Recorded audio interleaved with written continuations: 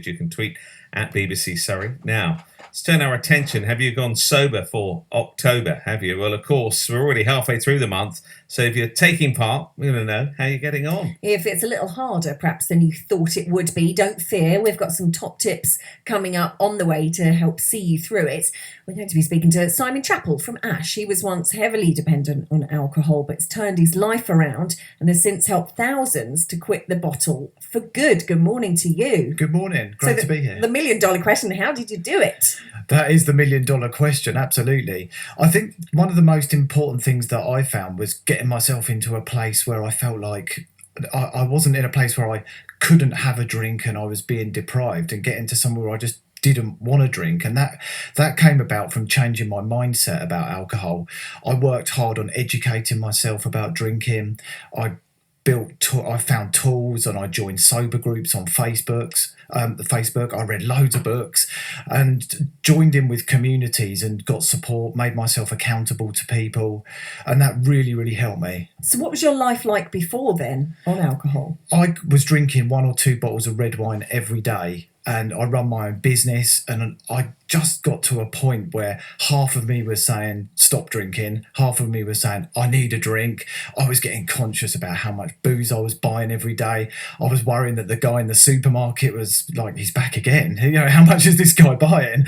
I was worrying about the empty wine bottles in my recycling and the neighbours seeing them, and I knew I wasn't the best version of myself, and I wasn't functioning to the best of my ability. And I know it sounds a bit corny, but I got sick and tired of being sick and tired of drinking. And it was quite hard quitting after a 25-year plus habit. But once I found freedom, the difference was incredible. The changes around my eyes, the darkness went, my skin improved, and my anxiety went. I just found myself so much happier and at peace. There's that old rule, do something for 21 days, and then you can sort of start to try and break a habit. People, what are we into? 17th of October now. Some people will have stopped. Maybe they're wobbling now. Yeah. What advice would you give somebody? One of the first things I always say to people when they're doing a 30-day break or a challenge, it's probably a little bit late to do it now, but it's take a selfie. Even now, it's not too late to do it. Take a selfie at the start and then compare it. Even now, 2 weeks later, and you will see a difference. Alcohol bloats your face, and it bloats your hands and the rest of your body. Darkness under the eyes fades away. And when you see that difference, it really helps you kick on. I would recommend joining Facebook sober groups. I run a group which is one of the largest sober communities in the world, which is called Be Sober, BE Sober. And at the end of that period, start asking yourself questions as to the difference that alcohol has made over that period, how you felt, where you were and where you are now. Like, do you feel happier? Do you feel calmer? A lot of people who drink heavily and daily suffer from mental health issues. I had terrible anxiety, and I really noticed those dark clouds of anxiety starting to fade away. So get really curious about what's happening to you over that period and start to look at the wins. And then at the end of that period, make a decision. Should I have another 60 days without drinking? Start getting some sober books. I mean, my book, The Sober Survival Guide, I've just released it, is an awesome read. This Naked Mind by Annie Grace was the one that was a game changer for me. But just start asking yourself, how it feels for you and whether you really need alcohol in your life.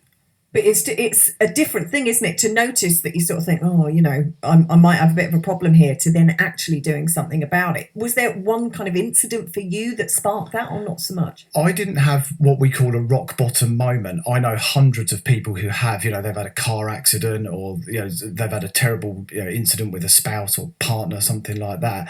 I didn't have one incident. I actually sometimes wish I did, because then I probably would have made a change 10 years ago, because when you hit rock bottom, there's only one place to go, which is up. I just got myself into a complete rut, and I wasn't performing, I wasn't functioning, but I carried on like it for years and years, just with this kind of cognitive dissonance in my mind going on, of like uncertainty and worry and knowing something was needed to change. And that's kind of one of the worst places to be, is knowing you've got a problem but not knowing what to do about it. And that was where I was stuck for so long. And I suppose one message I'd just like to give people is you can make a change, and it's not as difficult as you might think. Where's your book available from? You can get it on Amazon, Apple books. As I say, it's called the Sober Survival Guide, and I really wanted to share all the things that I get asked in the groups that I coach in. So I do alcohol coaching for literally thousands of people every month in big groups on Facebook, and I get asked so many questions. How do I go on holiday without drinking? I've quit drinking, but my partner still drinks, and there's a million. How do I go to the work Christmas party without drinking? You know, and I wanted to put together a bit of a guide. So it's a memoir style book.